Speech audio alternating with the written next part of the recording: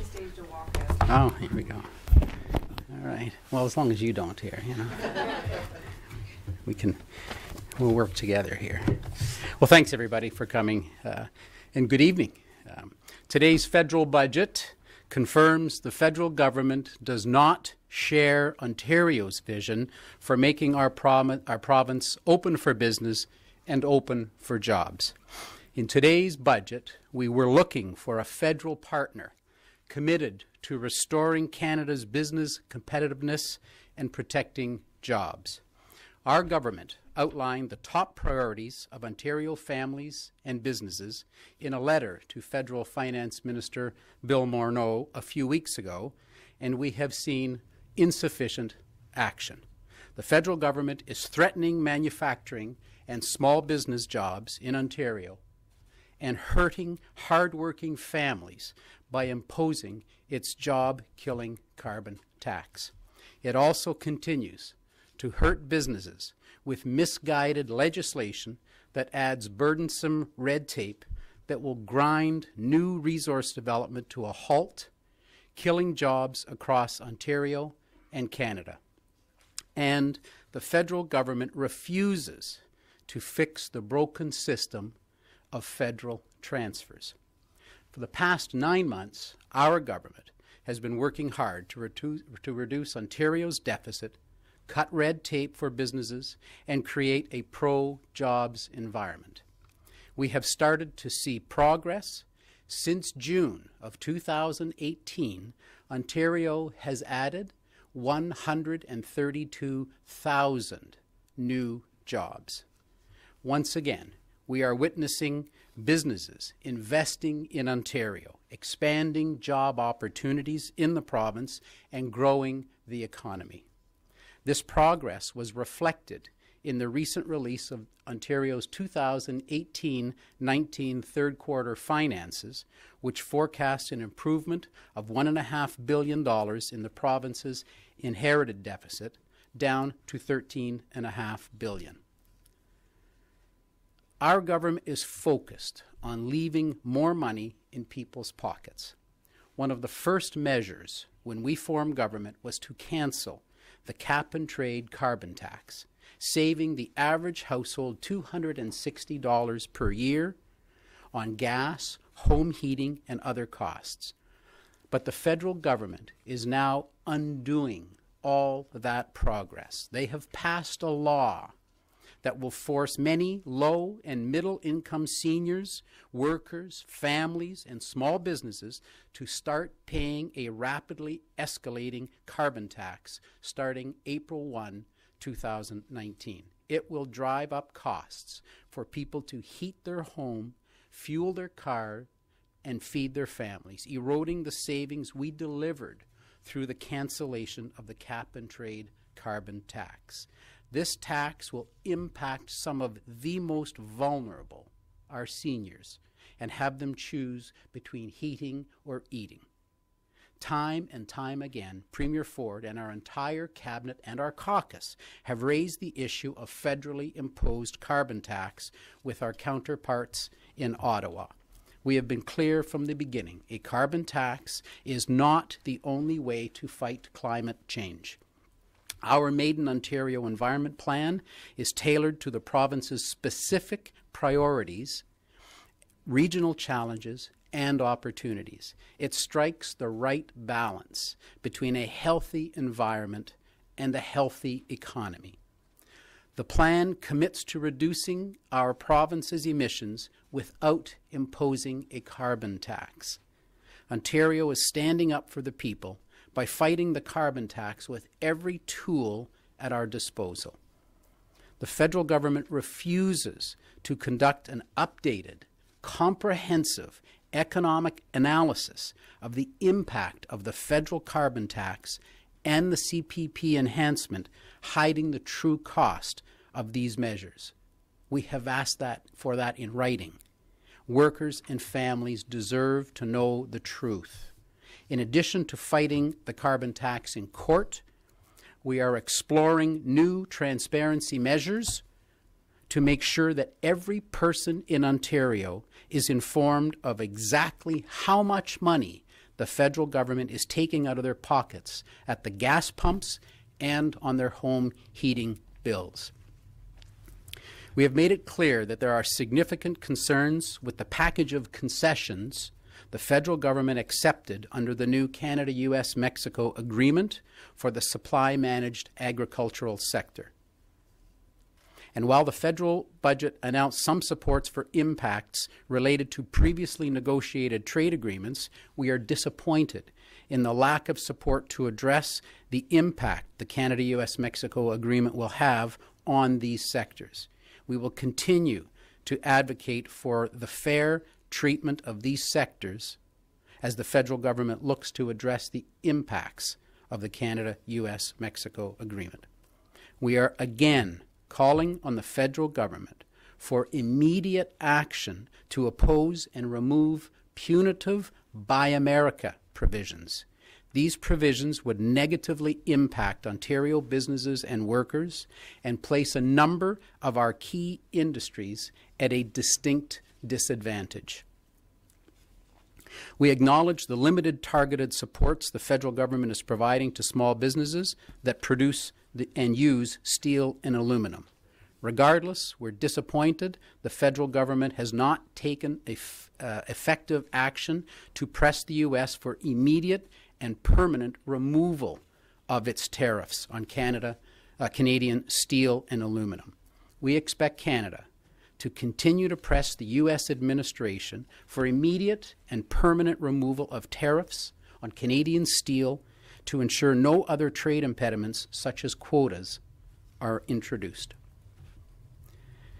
While the federal government has finally acknowledged there is a housing problem, Ontario is taking the lead with our forthcoming Housing Supply Action Plan that will increase supply quickly and responsibly. We have consulted with people on how we can make it easier to find an affordable place to call home. The input we received will inform our plan to make more good quality places to live available for the hardworking people of our province. We also asked the federal government to allow single event sports wagering, and we are disappointed that this has gone unaddressed. Consumers have long asked to be able to legally bet on single events, and we will continue to advocate for implementing this change in a responsible way. Gaming can make a significant contribution to our economy, and the legalization of single event sports wagering is a key part of Ontario's customer-focused strategy for gambling. The legalization of cannabis was also a federal decision, and Ontario responded. Our top priority continues to be protecting our youth, keeping our roads safe, and combating the illegal cannabis market. But due to a national supply shortage of cannabis, Ontario is allowing the opening of up to 25 private retail cannabis stores as of April 1st, 2019. The Ontario Cannabis Store continues to work closely with the federally licensed producers to monitor the availability of supply and to secure supply for Ontario. Again, we urge the federal government to address this national supply shortage and supply chain issues to ensure there is adequate and predictable supply of recreational cannabis from federally licensed producers. Ontario is disappointed that the federal government is not willing to fix the overcomplicated and broken system of federal transfers. The hardworking people of Ontario send $12.9 billion more to Ottawa than the province receives in federal spending. We need a simple and effective system of transfers that ensures the province receives fair and adequate funding while giving the flexibility to meet the needs of the people. As you know, in Ontario, we are working on our own very first budget. We are disappointed the federal government plans to continue to run deficits, endless deficits. However, we are more committed than ever to balancing Ontario's budget in a responsible manner, creating and protecting jobs, putting people at the center of everything we do, and preserving the services that matter most to Ontario families and businesses. As we continue to create an open for business, pro-jobs environment in our great province, we will not allow Ottawa to undermine Ontario's well-being. Our plan to restore confidence in the books and make Ontario open for business and open for jobs is working. And on April 11th, our government will deliver our first budget. Budget 2019 will be a plan that is thoughtful, responsible, and sets us down a path to long-term fiscal sustainability. It will bring jobs and growth back to our province while protecting what matters most, our hospitals, schools, and other core public services for us, for our children, and our grandchildren. Budget 2019 will help preserve what matters most while putting people, the taxpayers of Ontario, at the center of our government. So we'll take your questions. Were you surprised at how this was a pre-election budget that Morneau was tabling, and yet it really wasn't as much in it as I think a lot of observers had expected? Were you surprised and disappointed by that? And do you expect that maybe Prime Minister Andrew Scheer government would do more for Ontario? Well, this certainly was an election budget, and there's, at a $20 billion deficit with endless deficits, we are not really sure that any of what they promise will ever be realized. And of course, that is very, very disappointing, especially the fact that in that they did not acknowledge the transfer problem that we have throughout our country. But mostly, they did not acknowledge the key issue here in Ontario, and that's the carbon tax that is coming in. Think about what that is going to do to our families on April 1. The price of gasoline is going up 4.4 cents on April 1, on its way to 11.1 cent increase by 2020. So, Minister, just sorry, well, Minister, you therefore will get a better deal from Andrew Scheer because his government would cancel the carbon tax. Well, the issue that we're looking at here, of course, is this federal budget and the $20 billion deficit. This really does make me think back to our years in opposition and transitioning into our government.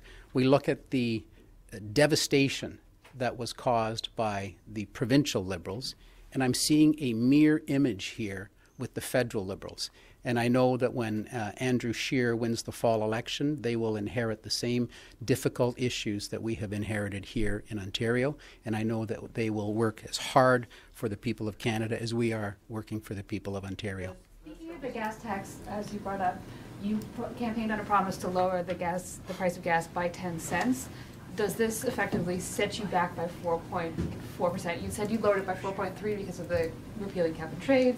Because you repealed cap and trade, they're putting 4.4 back on it. So do you have to go 10 cents farther now? We're not going to get into a game of making up for the federal government's taxes that they're adding. They're going to continue to add these spiraling increases to our tax, to our gas tax. We plan on honoring our election promises. Minister, what did you like in the budget? Well, I think they took our advice on the skills training, and I think that was, if I had to find one thing in the budget that I like, I would say that they took our advice and have turned their focus to skills training. The problem with that, I'm going back to the carbon tax. This is going to kill business and business incentives. And so the very workers that will be training under that skilled programs will have fewer jobs to find in Ontario because of this job-killing carbon tax. So while I like that and I acknowledge that they took our long-standing advice on it, it doesn't work when you add a carbon tax. Like the money for infrastructure too, billions for infrastructure for the provinces, right, Minister? I know the municipalities, because it's going directly to the municipalities, will certainly enjoy the infrastructure money equally to the infrastructure money that the province provides. And Minister, non-budget related, I know it has nothing to do with your ministry, but it's something a lot of Ontarians are talking about this evening. An Amber Alert was issued by the York Regional Police, but it didn't actually go out over radio and TV for half an hour after the fact. Can you speak to why that was the case? I got the Amber Alert. I got to tell you, it breaks my heart when our phone goes off and you get an Amber Alert like that. And it's just, you just think about the families and the trouble that they're going through. So I got the Amber Alert. I didn't, I'm not aware of any delays, but I just tell you, nothing breaks my heart more than when we hear that sound. There was a half an hour delay between when the police issued it and when it went out. I'm certain our authorities will have an answer for you. Pharmacare, what do you think of the fact that there was actually no money in the budget from the federal government on this, only funding for this, the Canada Drug Agency? Is this something that Ontario wanted to see in the budget, and what do you make of that? Well, this has been a long-standing promise of the Liberals for decades, that they are going to bring in pharmacare, national pharmacare, and again, this is nothing more than a re-election budget. So it's lots of announcements and no sign that they're serious about funding any of these announcements, and nothing shows it more than this pharmacare program. Do you support the principle of pharmacare? Do you think that should be covered? Well, I would hope that when they continue, they've been talking about it for decades, that when they continue, that we at least have the provinces at the table to be able to discuss this, because we do not believe fundamentally that they have any intention of doing this. It's a lot of talk and absolutely no action. You brought up housing, and I know you said there is a plan. You have a plan to increase the amount of housing. But, for young people that need to live and work downtown, it's really impossible to get into the housing market. Will there be, and I know you don't want to reveal what's in the budget, will there be any real measures to help out millennial home buyers in the budget, Minister? Well, we have long recognized that there's a housing supply problem, and that's why we have already done our work on our housing supply plan, and you'll be seeing that plan in the spring from Minister Clark. There are a lot of people who are expressing a lot of fear that this budget is just going to be a bloodbath budget. There's going to be cuts all over the place. What do you say to those people who are expecting the worst from your government? From our government? Of course. You're talking about this budget that we saw today? No, I'm talking about the budget that will be coming. Oh, well, you'll have to show up on April 11th to see that. We'll be there, but what I'm saying is, what are you saying to people to, calm some of those fears that this is, that the Ford government is not here to just cut everything in sight? We have promised to put Ontario on a path to balance in a reasonable and responsible way, and I am highly confident that when you read the budget on April 11th, you're going to nod your head and go, yep, that's what they did. I've said it before, the Goldilocks. We can't do it too quickly because that is tough. We can't take too long because anybody can do that. It's got to be done just right. And so I'm highly confident that when you see our path to balance, you will nod approvingly. You actually said the Goldilocks theory was you can't do it too quickly because people wouldn't believe it. Yep. So what changed? My memory. I'm not good at Goldilocks. Okay. Sir, Yeah. You're asking for a lot of new federal spending, it sounds like, but you're also slamming the government for running deficits, endless deficits, you say. I'm wondering if your messaging here is a bit contradictory. I mean, well, should they be trying to mimic what Ontario is about to do and have an austerity budget? If you look at what I asked for specifically with Minister Morneau, it is a lot of these things don't have any dollar signs attached. It's about advocating on behalf of the hardworking companies in steel and aluminum. We asked for a fair system of tariffs. We asked for no carbon tax in Ontario because that is going to raise the price of gasoline, home heating fuel, and put an undue burden on families and businesses.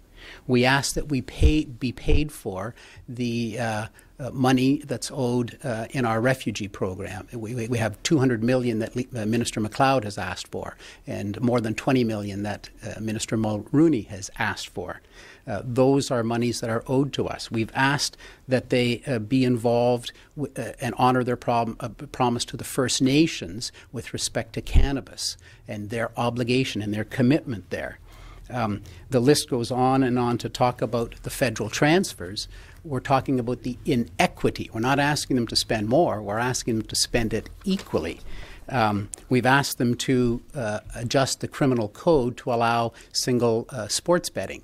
These are items that don't necessarily cost the money, that they could have done with the realization. Single sports betting, I'll talk about that just for 1 second. $100 million leaves the province of Ontario today. The rest of the country is additional dollars. This is an area that the U.S. has allowed for. 8 states are now offering it. 20 more are about to, including border states like New York and Michigan. This is $100 million in revenue that's leaving. So these are the areas that we've asked them to look at. Mostly we've asked them, of course, to look at the carbon tax. Tell us what it's going to cost. Do this cost analysis for us. That and the CPP. Because of the relationship between this government and the federal government and the constant attacks between the two levels, that they've tuned you out, that any request you make of them, they're going to ignore. Well, I think we've been reasonable in our correspondence with the minister. We've been thoughtful, given him the right approach. You know, we'll never apologize for fighting for the hardworking families and the businesses in Ontario. These families are about to face an increase in their home heating bills. These families are about to watch their natural gas bills go up. We worked hard to reduce those in our 9 months in government, and this government, with the snap of a finger, is going to undo all that and add true burden, not only to our families and our seniors, but to our businesses. So what kind of transparency measures are going to bring in to let people know about the costs of the carbon tax? Is it like stickers and gas pumps, mail-outs, and how much are you willing to spend to let people know about how much they're spending? Well, we talked about it in the fall economic statement that we will look at putting some method on the pumps that tells people just how much the Liberal government is taking out of their pockets, and on our natural gas bills. And we talked about that in our fall economic statement, that we'll look at all opportunities to make sure that people are aware of the costs, just how much is being dug out of their pocket. Will it be partisan at all? Look, we'll never stop defending the people of Ontario and making sure that they fully understand the issue, and that they themselves can contact their MP and talk about the fact that why their home heating bill has gone up. And the fact, again, it reminds me so much of the provincial Liberals. They're going to have to decide whether to heat or eat. And this is just deja vu all over again here. You can go one more question if you have time. One more, please. With what's happening in Ottawa right now with the SNC-Lavalin matter and how the federal Conservatives have been handling it, what is your sense of the federal Conservative Party's chances now in the next election? And do you think it's related to the controversy that's unfolding? Well, I would hope that the federal government brings clarity to the SNC-Lavalin issue. That's, I think, what all the people, I think that's what everybody in Canada really wants. We just want some clarity on what happened. Do you think that's Thanks, helping everybody. the federal party?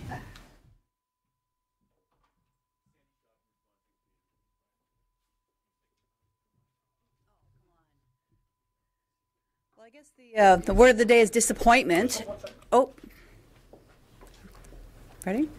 Yeah, the word of the day seems to be disappointment. And, you know, I do share that we are very disappointed with this federal budget. I mean, we're disappointed that it doesn't seem like Morneau or the Prime Minister